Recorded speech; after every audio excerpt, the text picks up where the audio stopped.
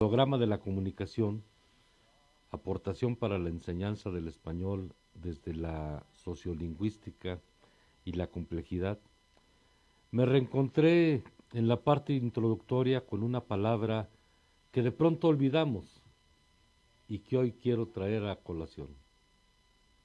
Esta palabra es olvido, y que la autora del libro, la doctora Mónica Muñoz Muñoz, define como, en algunas ocasiones, como el mecanismo de defensa ante la saturación del sistema cognitivo.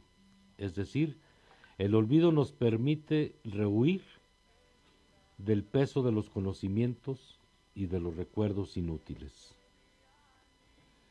El olvido se convierte, pues, en nuestro aliado en la medida que recurrimos a él. Aliado porque nos hace una vida más placentera cuando olvidamos lo que nos lastima, lo que no sirve, o una más complicada, cuando olvidamos lo que realmente no necesitamos.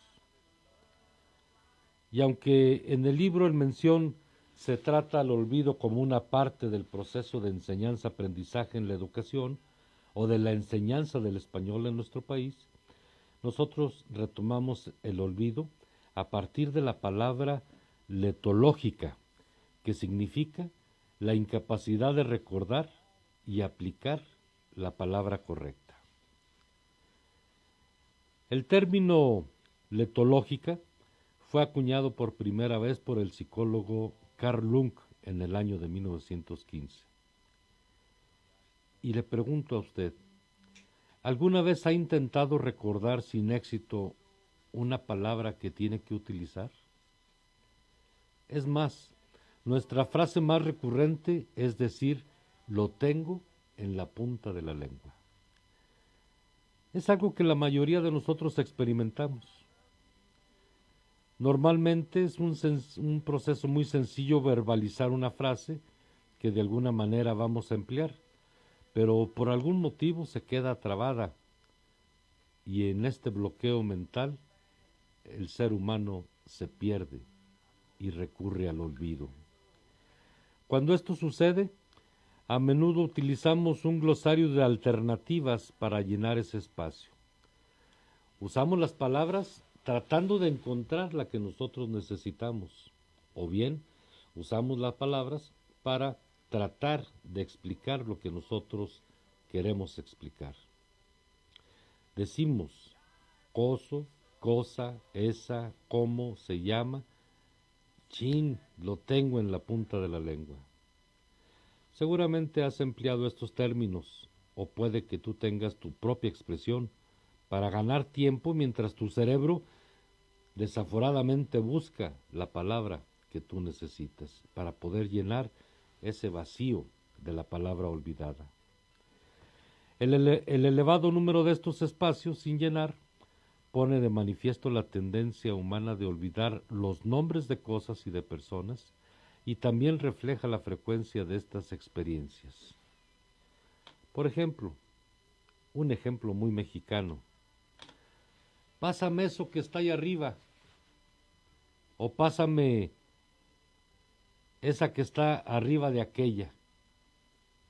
Y lo más curioso es que el interlocutor lo entiende, lo comprende y le lleva el objeto sin pronunciar la palabra.